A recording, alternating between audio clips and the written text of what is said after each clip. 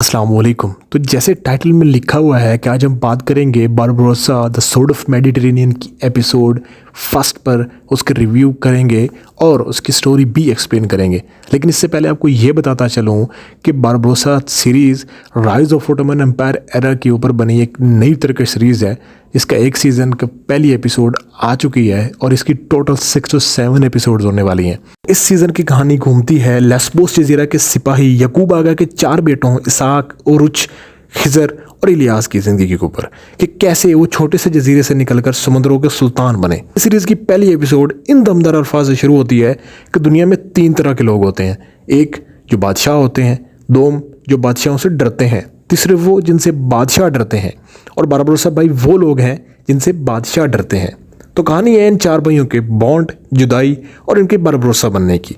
तो पहली एपिसोड में बाबा उरुच और इलियास को समुद्री सफ़र करते हुए देखा जा सकता है, जिसमें एक उस्मानी कासिद कीमती ताइफ के साथ सफ़र कर रहे होते हैं। पर समंदर में बैरी कज़ाकों की मौजूदगी बाबा उरुच की सल्तनत में चैलेंजेस पैदा कर देती है। इन कज़ाकों के चैलेंज से निपटते हुए बाबा उरुच बैरी कज़ाकों के सरबराह को मार देते हैं, जो असल में समुद्री देवता कहलाए जाने वाले एक बैरी कज़ाक का भाई होता है।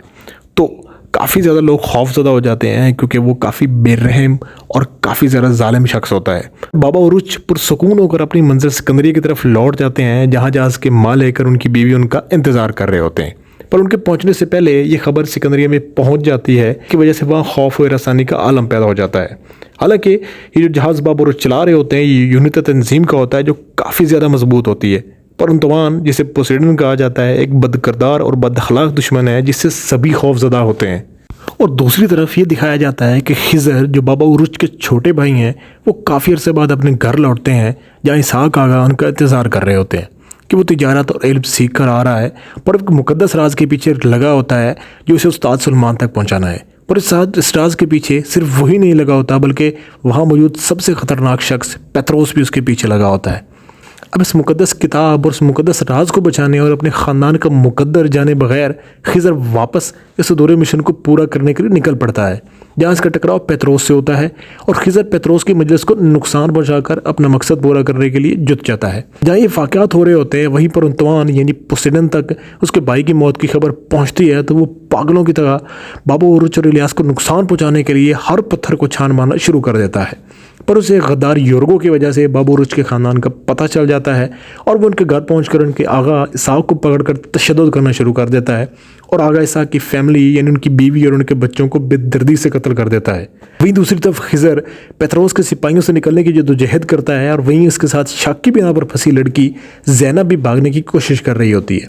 बाबा उरुच और इलियास अपना मिशन मुकम्मल करके सिकंदरिया में वापस आ रहे होते हैं, तो उन पर भी हसद की आग में जले लोग जो बाबा उरुच की कामयाबी से यकीनन ना खुश होते हैं क्योंकि इससे इनके राज पर हरफ आएगा, वो बाबा उरुच पर हमला करवा देते हैं।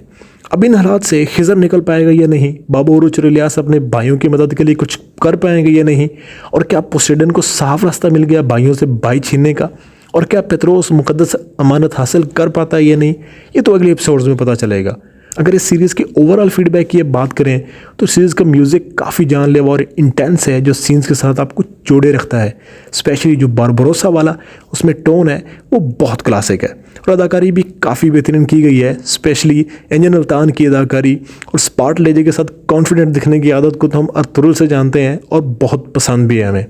और खिजर और इलियास की अदाकारी भी काफ़ी अच्छी नज़र आती है, पर बाबा उरुच इन पर डोमिनेट करते हुए वाज़ेह तौर पे नज़र आते हैं, क्योंकि पहले बाबा उरुच का दौर दिखाया जाएगा कि कैसे वो एडिटोरियल बने और काफ़ी सारी स्टोरी जो है उनके ऊपर ही दिखाई जाएगी। तो अभी तो कहानी का स्टार्ट है, तो कहानी को काफ़ी ज़्यादा फैलाया गया है। तो अब कमाल ये होगा राइटर का कि स्क्रीन प्ले के साथ इन स्टोरीज़ को एंड पे आपस में मिला पाता है या नहीं। ये 7 एपिसोड्स होंगी, पर लग ही रहा है कि ये स्टोरी बहुत ज़्यादा खुलने वाली है। सो ओवरऑल काफ़ी इंगेजिंग सीरीज़ है जिसे देखना यकीनन बेहतरीन रहेगा।